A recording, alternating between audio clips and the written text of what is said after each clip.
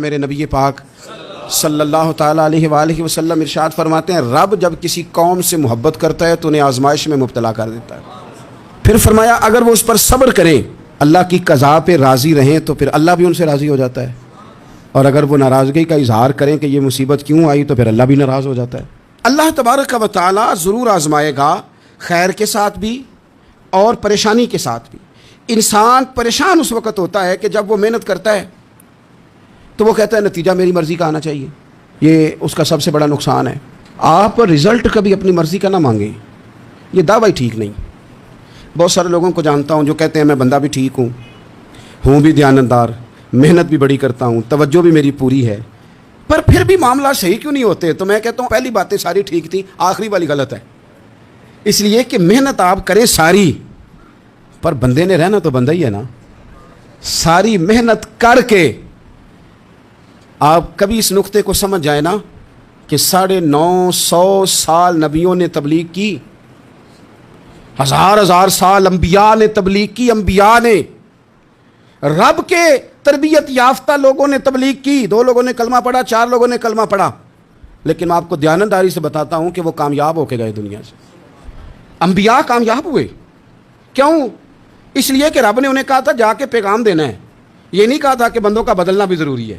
ہمارے بچے پتہ کیا کرتے ہیں؟ وہ فٹافٹ نا پریشان ہو جاتے ہیں۔ نبیوں کے ذمہ تبلیغ کرنا ہے، یہ ان کا ذمہ نہیں کہ لوگ ضروری کلمہ پڑھیں، ہدایت تو رب کریم کے دستے قدرت میں ہے۔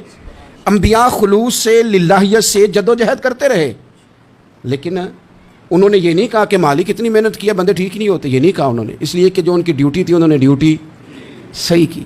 ہم نے اپنی ڈیوٹی کرنی ہے۔ پریشان اس وقت ہوتے ہیں جب نتیجہ اپنی مرضی کا مانگتے ہیں، نتیجہ نہ اپنی مرضی کا مانگے، رزلٹ نہ اپنی مرضی کا مانگے۔ اور جناب پیر صاحب میں فلانا وظیفہ بھی پڑھتا ہوں، فلانا وظیفہ بھی پڑھتا ہوں، فلانا وظیفہ بھی پڑھتا ہوں، دل نہیں صاف ہوتا، تو میں نے کہا یہ تو اللہ نہیں کر رہا ہے۔ آپ ڈیوٹی کریں، آپ کام کریں جو آپ کے ذمہ لگایا گیا ہے، اس میں وہ قضا نہ کریں آپ، باقی اللہ تعالیٰ کرم نوازی فرمائے گا۔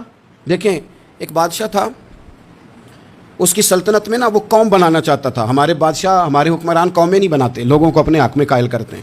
اس لیے کبھی بھی ہمارے ملک میں قومی سوچیں عام نہیں کی جاتی، ذاتی سوچیں عام کی جاتی ہیں، ملی باتیں نہیں کی جاتی، ذاتی باتیں کی جاتی ہیں۔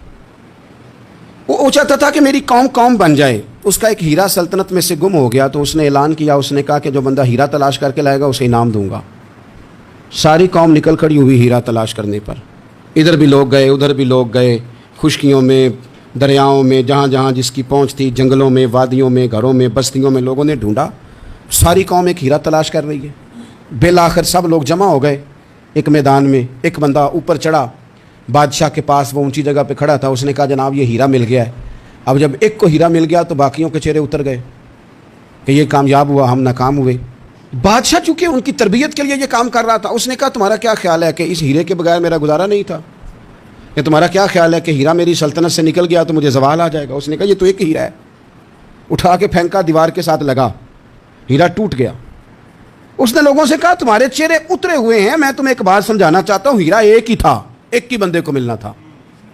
میں نے انعام کا اعلان تو یہ کیا تھا نا کہ جو ہیرا ڈھونڈ کے لائے گا اسے انعام دوں گا، لیکن اب میں تمہیں بتاتا ہوں کہ میں تم سب کو انعام دوں گا، اس لیے کہ ہیرا ایک تھا، ملنا ایک کو ہی تھا، سب کو مل سکتا نہیں، لیکن انعام اس لیے سب کو دوں گا کہ ہیرا ڈھونڈنے پر انعام نہیں دے رہا، میں کوشش کرنے پہ انعام دے رہا ہوں کہ تم نے کوشش تو کی، تم نکلے تو صحیح، جد و جہد تو کی۔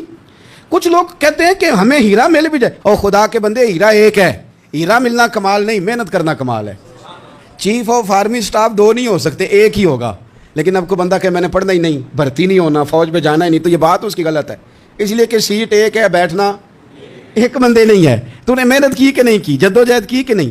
اصل کام یہ ہے کہ ہم نا تیار نہیں ہوتے۔ اللہ فرماتے ہیں میں نے آزمانا ہے، میں نے آزمانا ہے، تم نے سفر جاری رکھنا ہے، لیکن یہ ضرور یاد رکھنا کہ وَإِلَيْنَا تُرْجَعُونَ، لوٹ کے تمہیں میرے پاس